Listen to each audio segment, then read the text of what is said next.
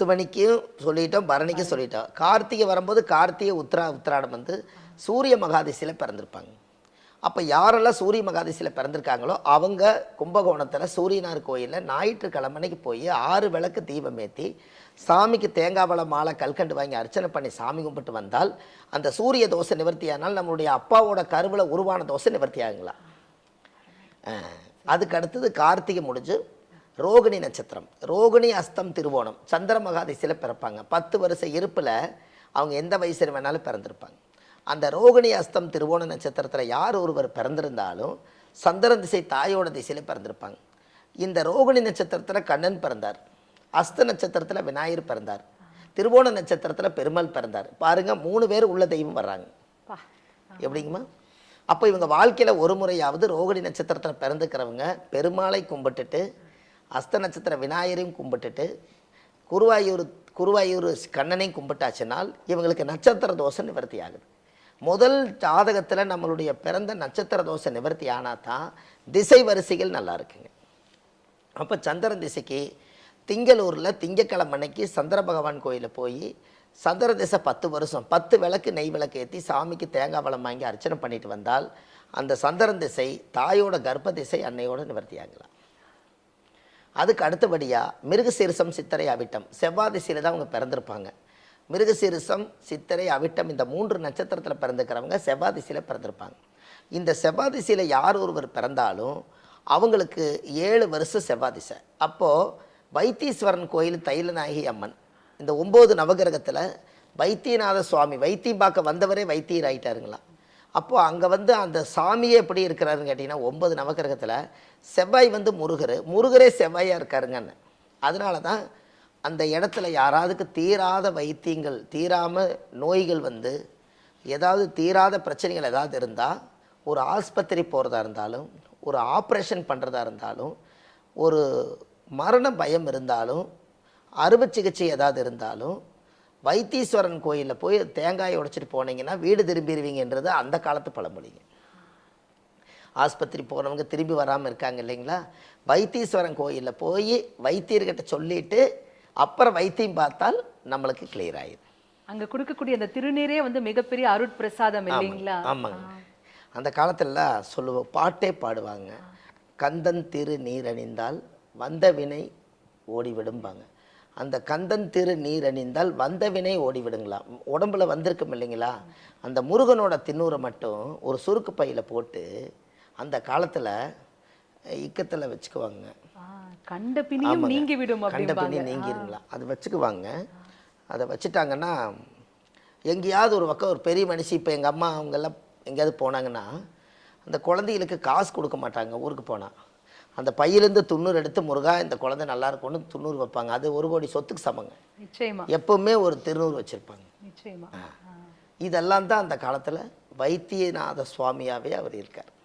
இதெல்லாம் வாழ்க்கையில் வருஷத்துக்கு ஒரு முறை நவகிரகத்தை போய் நம்ம ஊரில் இருக்கிற நவகிரகத்தை சுற்றுறது எப்பவுமே தெரிஞ்சதான். வருஷத்தில் ஒரு நாள் இந்த நவகிரகம் வந்து நம்ம சொந்தக்கார வீடு மாதிரிங்க. சூரியனா அப்பா, சந்திரன்னா அம்மா, செவ்வாய்னா கூட பிறந்தவங்க, புதன்னா தாய் மாமன், குருன்னா பெரியவங்க குழந்தை, சுக்கரன்னா மூத்த சகோதரி அத்தை, சனின்னா சித்தப்பா பங்காளிகள், ராகுன்னா பாட்டா கேதுன்னா பாட்டி. இந்த உறவெல்லாம் வந்துருச்சுங்களா. இவங்க யாருமே நம்ம கூட பேசலினாலும் இவங்க கிட்ட போயிட்டு வந்தால் இந்த உறவெல்லாம் சேர்ந்த மாதிரி என்னங்கம்மா. இன்னைக்கு பல குடும்பங்கள் வந்து சிதைந்து கிடக்கு இல்லைங்களா. எல்லாத்தையும் வந்து சேர்த்து வைக்கக்கூடிய அந்த பசை எது என்றால் இந்த திசைகளில் இருக்கு அப்படின்னு அழகான ஆமாங்க. நவகிரக கோயிலுக்கு போயிட்டு வந்துட்டால் பகச்ச குடும்பமெல்லாம் ஒன்று சேரும். ஏன்னா எல்லா கிரகத்தையுமே ஒரே இடத்துல தானே வச்சுருக்காங்க, ஒரே கும்பகோணத்துக்குள்ளே தானே இருக்குதுங்க, ஒரே அச்சரமாக தானே படிச்சிருக்காங்க. அதனால அந்த செவ்வாய் பகையை போக்கும் பசை வந்து இந்த திசை தான் அப்படின்னு சொல்லணும். அருமை அருமை. அதுக்கு அடுத்ததுங்க மிருகசீரிசம் சித்திரை அவிட்டம் முடிஞ்சிருச்சுங்க. திருவாதிரை சுவாதி சதயம். யாரெல்லாம் திருவாதிரை சுவாதி சதய நட்சத்திரத்தை பிறந்திருக்காங்களோ அவங்க வந்து ராகு திசையில் தான் பிறந்திருப்பாங்க.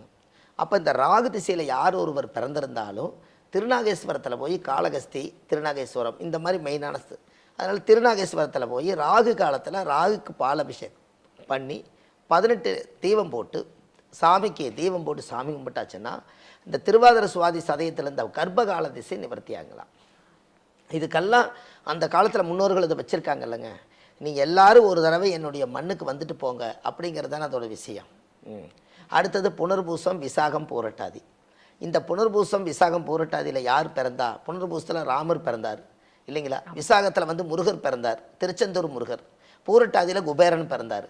அப்போ புனர்பூச நட்சத்திரம் என்னைக்காவது ஒரு நாள் ராமர் எப்படி வாழ்க்கையில் எவ்வளவோ கஷ்டப்பட்டு இழந்தாரோ, இழந்ததெல்லாம் மீட்டு தரக்கூடியவர் புனர்பூச நட்சத்திரத்துக்கு. என்ன இழந்தாலும் திரும்பி வந்துருங்களாம். விசாக நட்சத்திரம் வந்து கடைசி வரைக்குமே அப்பா மேலே பகையாக இருக்கிறனால வீட்டுக்குள்ள ஒரு எதிரியாகவே இருந்தாரா, அதுவும் தீர்க்கக்கூடியது விசாகம். பூரட்டாதி வந்து குபேரன், வீட்டில் ஒரு பேங்கே இருக்குங்களா. அப்போ இதெல்லாம் தான் இந்த நட்சத்திரத்தினுடைய குணங்கள் பாருங்கள். அதன்படியாக மனிதர்களும் வாழ்கிறாங்க. இவங்க குரு திசையில் தான் இவங்க பிறப்பாங்க. அப்போ ஆலங்குடியில் போய் 16 விளக்கு நெய் விளக்கு ஏற்றி சாமிக்கு தேங்காய் பழம் மாலை கல்கண்டு வாங்கி அர்ச்சனை பண்ணி அந்த கோவிலில் போய் சாமி கும்பிட்டு வந்தாச்சுன்னால் அந்த தாயுடைய கர்ப்பத்தில் இருந்த கால திசை அன்னையோட நிவர்த்தி ஆயிரு. அதான் கர்ப்ப கால திசைங்க. புனர்பூசம் முடிஞ்சிருச்சுங்க. அதுக்கு அடுத்து பூச நட்சத்திரம்.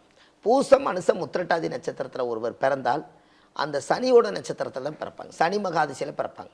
அப்போ இவங்களுக்கு வயசு எவ்வளவானாலும், யார் வந்து பூச, அனுச, உத்திரட்டாதியில் பிறந்தாலும் அவங்க முதல் முறையாக அவங்க வந்து திருநள்ளாறு கோயிலில் போய் நலத்தீர்த்தில் குளிச்சுட்டு எள்ளு விளக்கு 19 விளக்கு வாங்கி சனி பகவானுக்கு சாத்தி பூஜை பண்ணிவிட்டு அவரை பார்த்துட்டு வந்தாச்சுன்னால் அவங்களுக்கு அன்னையிலேருந்து பூச, அனுச, உத்திரட்டாதியுடைய நட்சத்திர தோஷம் நிவர்த்தியாகும். அப்போது இந்த ராகுவோட முடிஞ்சிருச்சுங்க. அப்போது ராகு கேது சனி வரைக்கும் சொல்லிட்டோம். ராகு திருவாதிரை சுவாதி சதய, ராகுக்கு ராகேஸ்வரன் சொல்லிட்டோம், கீழ்ப்பரிஞ்சொல்லிட்டோம். இந்த 9 திசையை நம்ம சொல்லிட்டோம். சூரியன், சந்திரன், செவ்வாய், புதன், குரு, சுக்கிரன், கஞ்சனூர் சொல்லிட்டோங்க. சனி திருநள்ளாறு சொல்லிட்டோம். ராகுக்கு ராகேஸ்வரம், திருநாகேஸ்வரம். கேது வந்து கீழ்பெரும்பள்ளம். இப்போ 9க்கு 9 3 27 நட்சத்திரக்காரு 9 கோயிலுக்கு போயிட்டு வந்தால் முதல் கர்ப்பகால திசை கம்ப்ளீட்டாக நிவர்த்தி ஆயிடுச்சுன்னா தாயோட கர்ப்ப வாசனை தோஷம் நிவர்த்தி ஆகுமா. ஐயா, பூரட்டாதி, உத்திரட்டாதி, ரேவதி அந்த இது அத பூச, அனுசம், உத்திரட்டாதி. ஓ, அப்படி வந்துருது. ஆமாங்க. பூசம், அனுசம், உத்திரட்டாதி இந்த 3 நட்சத்திரங்கள் சேர்ந்ததை சனி மகாதிசைங்க. இப்போ நீங்கள் பூச, அனுச, உத்திரட்டாதியில் பிறந்திருக்கிறவங்க திருநள்ளாறு கோயிலுக்கு போய் சாமி கும்பிட்டு வந்தால் தான் அந்த தோஷம் நிவர்த்தி ஆகும். நம்ம என்ன நினச்சிக்கோங்கன்னா, இப்போ ஜாதகத்தில் கரண்ட்டில் நம்மளுக்கு என்ன திசை நடக்குதோ அந்த கோயிலுக்கு தான் நம்ம போய் சாமி கும்பிடுவோம். அது கரண்ட்டில் இருக்கிற கோயிலுங்க. ஆனால் கர்ப்பகால திசை என்பது என்னென்னா, நாம் குழந்தையாக இருக்கும்போது நம்ம நடந்து போய் எங்கே கோயிலை சாமி கும்பிட்டுருப்போம் என்னங்க. நம்மளை எங்கேயோ படிக்க வச்சுருப்பாங்க, எங்கேயோ வளர்த்திருப்பாங்க, எங்கேயோ கட்டி கொடுத்துருப்பாங்க. ஆனால் கர்ப்பகால திசை மறந்துட்டுமே இல்லைங்களா. இன்றைக்கி இந்த பதிவு போய் மக்களுக்கு எல்லாம் சொல்லி கும்பகோணம் சைடு போனாங்கன்னா இந்த மாதிரி சிவமாரிமுத்தைய சொல்லியிருக்காங்க. கண்டிப்பாக நம்ம கர்ப்பகால திசைக்கு உண்டான கோவிலே நம்மளுக்கு தாய்க்கு அடுத்தது இதுதான் தெய்வம். அதனால அந்த தெய்வத்தை போய் கும்பிட்டு வரலான்னு ஒருத்தராவது போயிட்டு வருவாங்களே இல்லைங்களா. நிச்சயமா ஐயா. அதாவது வீட்டில் வந்து அம்மாவுக்கு சாப்பாடு போடாமல் கவனிக்காமல் வச்சுட்டு ஊரெல்லாம் இருக்கிற அம்மாக்கள் எல்லாரையும் கூப்பிட்டு அன்னதானம் பண்ணிட்டு இருந்தோம். ஆனால் பிரச்சனை தீர்லையே என்னமோ பண்ணுறோமே, தப்பு பண்ணுறோமேன்னு தோணுச்சு. ஆனால் இதுதான்ப்பா நீ பண்ணுற தப்பு. முதல்ல உங்கள் அம்மா உங்கள் வீட்டில் இருக்காங்க, அவங்கள கவனிங்க, அதுக்கப்புறமா நீங்கள் ஊரையே கவனிக்கலாம் அப்படின்னு ஜனன கால திசை என்ன அதை முதல்ல கவனித்து நீங்கள் செயல்பட்டாலே போதும். உங்களுடைய வாழ்க்கை சுபிக்ஷமாகும். இதை தெரியாமல் நீங்கள் அலையிறீங்களே அப்படின்னு எங்கள் மண்டையில் கொட்டுற மாதிரி சூப்பரான விளக்கங்கள் எங்களுக்காகவே கொடுத்தீங்க. அதில் ஒரு உதாரணங்க, அம்மாவின் பாத, அதாவது தாய் என்ற ஒரு தெய்வம் வீட்டோட இருக்கு, நீ தனித்தனியாக கோயில் குளம் அலைவதவும் எதற்கு, அம்மாவின் பாதத்தில் கற்பூரம் கொளுத்து உன் ஆனந்த கண்ணீரில் அபிஷேகம் நடத்து. இது இருக்கா இல்லைங்களா. ஓம் அருணாச்சலேஸ்வராய நமः இருக்குது இல்லைங்க. அப்போ அந்த காலத்தில் இந்த பிரபஞ்சத்தில் இந்த வார்த்தைகள் எல்லாம் மறக்க முடியாத வார்த்தைகளுங்க. அதனால் பெற்ற தாய்க்கு நீங்கள் ஒரு பரிகாரமே பண்ண போனாலும், ஒரு கோயிலுக்கே போனாலும் அந்த காலத்தில் பெரியவங்களுடைய காலத்தோடு கும்பிட்டுத்தாங்க வெளிப்பிரயாணமே எல்லாரும் போவாங்க என்னங்க. ஏன்னா போனவர் திரும்பி வரணுமில்ல.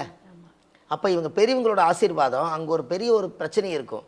இவங்க ஆசீர்வாதத்தெல்லாம் இந்த ஆசீர்வாதம் முன்னாடி போய் நிற்குங்க இல்லைங்களா. நம்ம புண்ணியம் கூட வரணுமில்ல. உண்மை.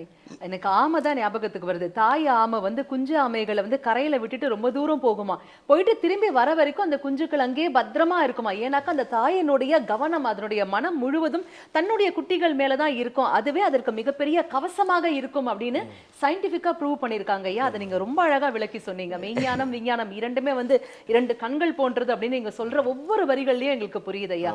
அற்புதமான விளக்கங்கள் எங்களுக்காகவே கொடுத்தீங்க. கொடான கொடி அன்பு நெஞ்சங்கள் அனைவர் சார்பாகவும் சிரம் தாழ்ந்த நன்றிகள், வணக்கங்கள். ரொம்ப சந்தோஷம். இந்த பதிவு எல்லா மக்களும் பயன்பற்றி எல்லாரும் நல்லா இருக்கணும். பாரம்பரிய திருவள்ளுவர் குல வம்சம், பிரசன்ன ஜோதிடர் சுபமாரிமுத்து.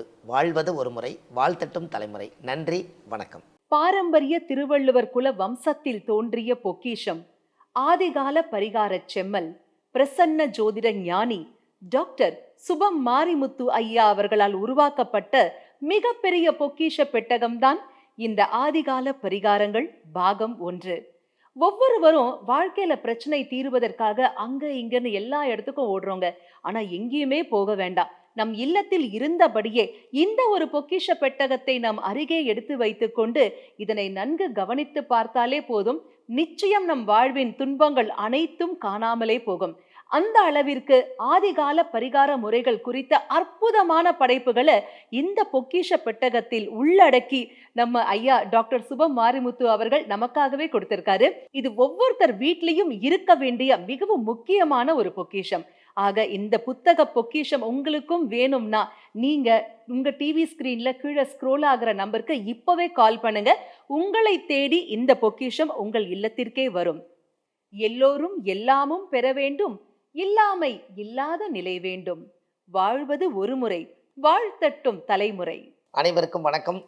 பாரம்பரிய திருவள்ளுவர் குலவம்சம் பிரசன்ன ஜோதிடர் சுபம் மாரிமுத்து திருப்பூரிலிருந்து இந்த பதிவு உங்களுக்காக.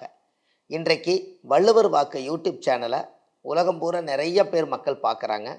வள்ளுவர் வாக்கு யூடியூப் சேனலில் நீங்கள் போய் பார்த்தீங்கன்னா ஒரு 1300 பரிகாரங்கள், ஆதிகால பரிகாரங்கள் நிறைய கொடுத்துருக்கேன். எல்லா மக்களுக்கும் பயனுள்ள தகவலாக இருக்குது.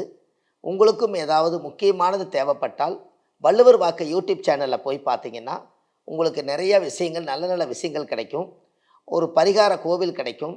தினமும் உங்களுக்காக இந்த ஒரு விஷயத்தை செய்து கொண்டிருக்கேன். வாழ்க்கையில் ஒரு மிகப்பெரிய பொக்கிஷமான விஷயங்கள் எல்லாம் எழுதி கொண்டு வந்துட்டுருக்கேன். இது எல்லாமே ஆதிகால பரிகாரம் வள்ளுவர் வாக்கு யூடியூப் சேனலில் போய் நீங்கள் ஒரு சப்ஸ்கிரைப் பண்ணி வச்சுக்கோங்க. அதில் இருக்கக்கூடிய நிறைய விஷயங்களை மக்களுக்கு பரிமாற்றம் செய்யுங்க. நல்லதே நடக்கும். வாழ்வது ஒரு முறை, வாழ்த்தட்டும் தலைமுறை. நன்றி, வணக்கம்.